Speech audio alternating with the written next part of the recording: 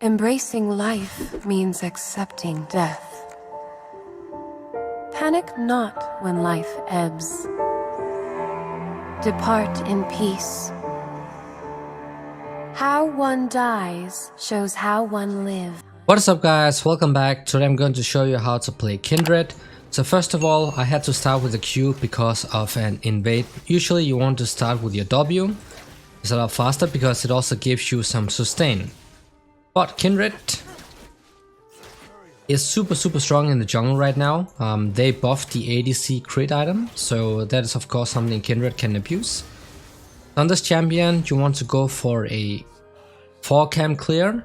You want to avoid the camps with lots of monsters because you don't really have that super OP AoE damage similar to something like a Kayn. And your W gives you that sustain, and while your W is active and you're inside that zone, it's going to reduce the cooldown of your Q as well. So that makes it a lot easier to use that for clearing out the camps with. Go ahead and take the blue here. As I said, 4 camp clear, and then usually look for a gank. Because it's an AD carry, super strong early on. If you can manage to pull off that gank first. Unfortunately, he died top. And then we also have the passive stacks, guys. So the first stack is always going to be in one of the skull crabs. You never know which one it is until it spawns, but it's always going to be one of them. And those passive stacks will make it so you get permanent auto attack range, and it also empowers your basic abilities. So it's really important that you try to focus down these stacks. Oh, that is so sad. I could have gotten the passive stack. That's a bit unfortunate. But it's fine. We can just wait for the scuttle to appear. Then we can hover the enemy top side and see what's going on. He should be bot side soon. So it's a bit RNG, and that can also be something that can tilt you, because often what happens when you play Kindred and there's a passive stack is that your allies won't move. The opponents will be moving first, and then they will kind of try to zone your way from the passive stacks. That can be very frustrating to play. That's why it's important that you don't greed too much for these stacks. And also your W gives you vision. So you know, if you're trying to hit somebody over here, you don't have a ward, just pop your W and it's going to give you some vision so you can actually auto attack. Wow, this guy's going ham. He's super fast though. Should be able to get the kills. Nice. I don't know what's up with this suit here. Nice, we'll take that. Good stuff by the Yone. And your E, guys. So the thing is that when you're clearing out camps, you don't have to use it immediately. And that is because it deals damage based on missing health. So to like get the maximum possible amount of damage, wait until the camps are low HP normally. It doesn't matter that much though, it's just a small benefit. Right now I'm just gonna use it immediately because I want to secure the camp.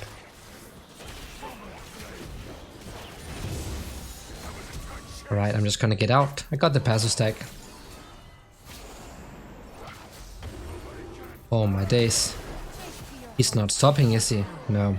That's a bit unfortunate. I got a passive stack though, but again, be careful that you don't greed too much like I did right here, because it can actually end up punishing you big time. It's alright though, because we're already sitting on 2 kills. We have 2 passive stacks, and also you can mark enemy champions and then you can get a passive stack when you kill them, but keep in mind, you can't just mark somebody and then immediately kill them. You have to mark and then you wait for the mark to fully appear before you actually get the passive stack after a kill. You have to like mark them in advance. I don't have smite up, so can't really go for this. Yeah, I think we should just leave it. I don't want to die again for no reason. So that's a mark top side here. Let's see if we can go for it. Those are the ones that you want to chase. And it's RNG where they're going to spawn. But remember, the first one is always going to be the skull crab, and it's a complete 50-50 which side is going to be.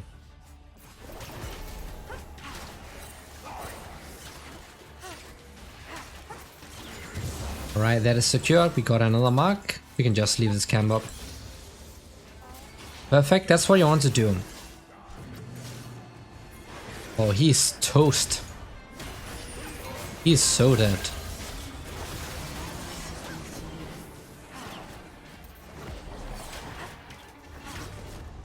I don't think there was any way for me to help him, unfortunately. Nice, perfect. There we go, another stack. Good play by the Lux. We do have some sustain with the W passive, guys, so it can help you sustaining through the jungle camps, especially early on. It also helps a bit in the 1 versus 1. Bullcrab is about to spawn. We can go straight into the enemy jungle because Udyr is topside, so we might be able to secure another passive stack. But keep in mind, sometimes it's going to be very difficult to get any stacks at all early on. And remember, your Q cooldown permanently reduced while this W is active and you're inside it. Helps a lot clearing out camps and also those 1 versus 1s, you know, when you want to kite people and stuff. Alright, secured another stack.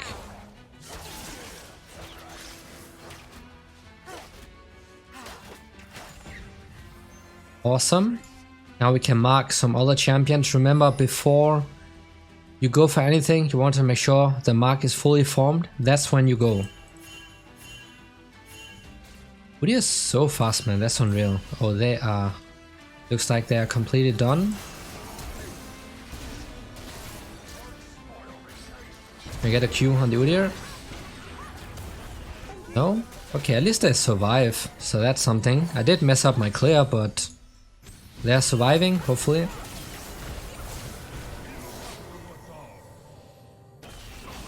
We're going super ham for some reason, I don't know why, but...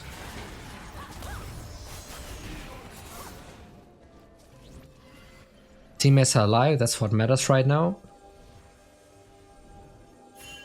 Alright, just go back to clearing. We almost have level 6, we just need this 1 camp, then we get the ultimate up. Remember, you don't have to use your E immediately. It doesn't matter too much though. But it does help a little bit.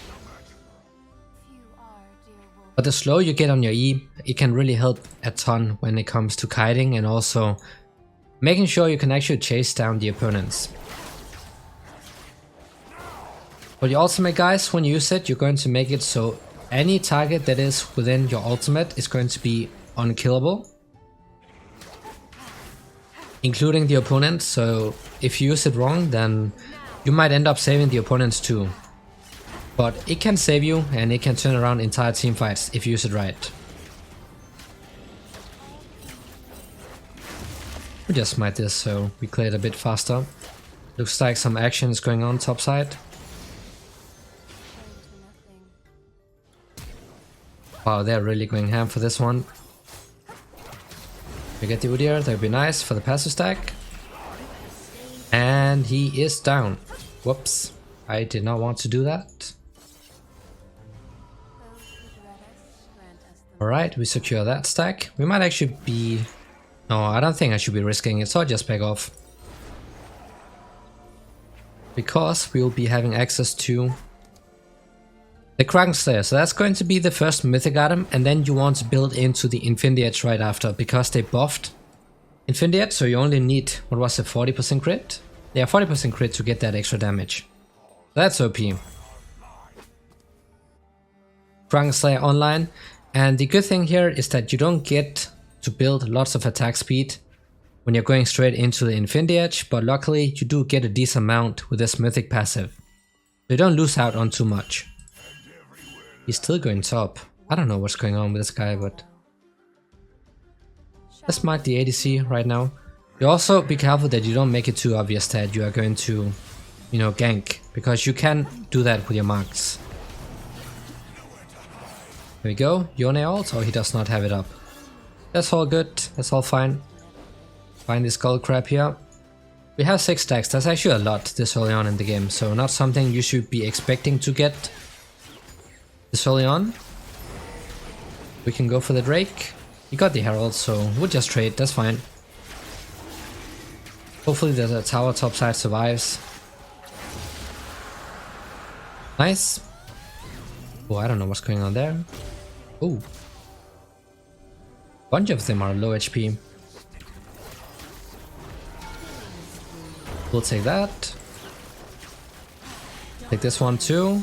We also take the Katarina down. I'm just gonna kite the tower here and also keep the minion wave ready to ult if needed.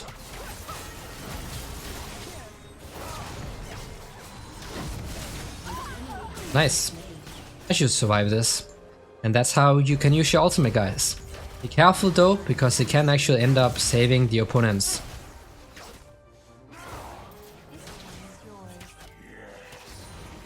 That's a bit too close.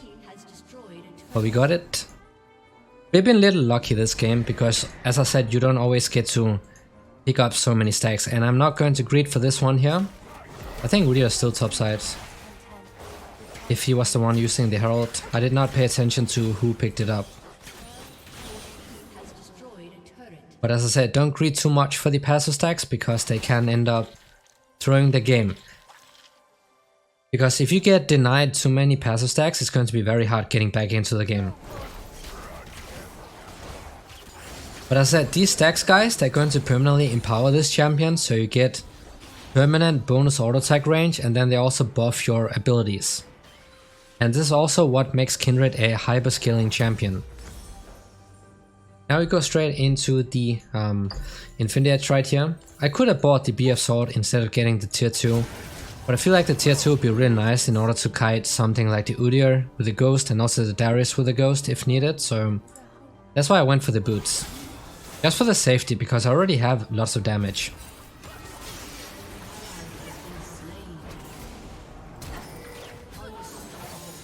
Just for the stack right here, and you can hear the sound popping like that when you get the stack.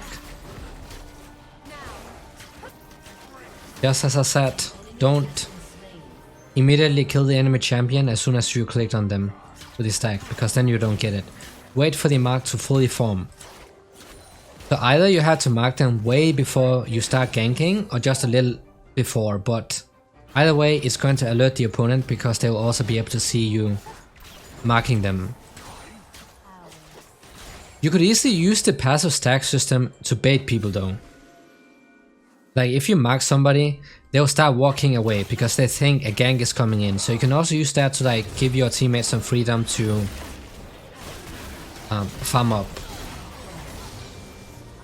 Oh, that's a lot of damage. Okay, he's going lethality. That explains stuff. I was not expecting that. That's my fault. But it's okay, our teammates are winning, except for top. Mid is doing okay. Bot lane is winning, so we have a lot of freedom this game around.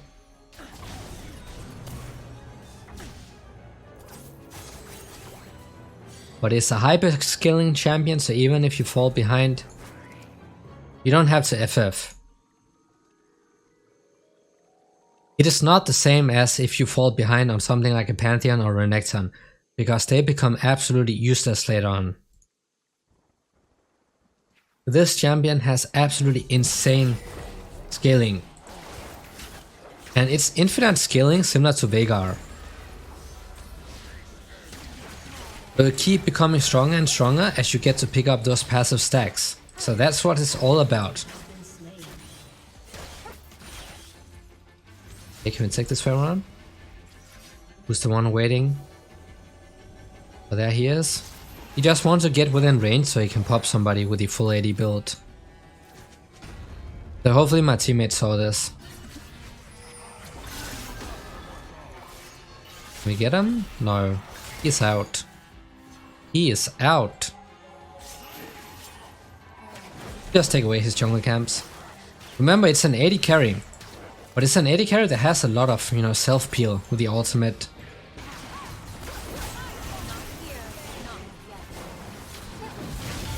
Oh, that's so unlucky. A bit annoying with that ultimate coming in as well. It's okay, we have the BF Sword now. We want the Infinity Edge, that's going to be the Master Spike. We don't have enough crit to proc it consistently yet, but we have lots of damage, and when we do crit, it's going to deal a lot more damage because of that critical strike damage bonus. It's a bit troll I died here, that was so dumb, because the dragon is spawning soon. So I also need to chill out a bit. So when you decide which champion you had to mark, look at who your allies are in that lane too, because some champions will be a lot easier to gank. If you have someone in lane with lots of CC who can easily set you up for ganks, then it makes more sense to gank them, or it can make more sense. Just mark Udyr here because if he comes to contest... Ooh, that's such a good ult. And Q.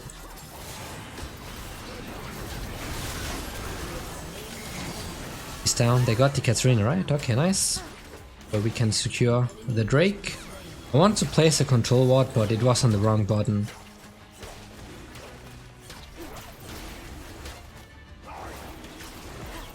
And with your W up, you become a lot more mobile, thanks to the cooldown reduction on the Q, the temporary cooldown reduction. But remember, your Q also works if you want to hop over walls, but keep in mind that it's very short range, so you have to stay super close.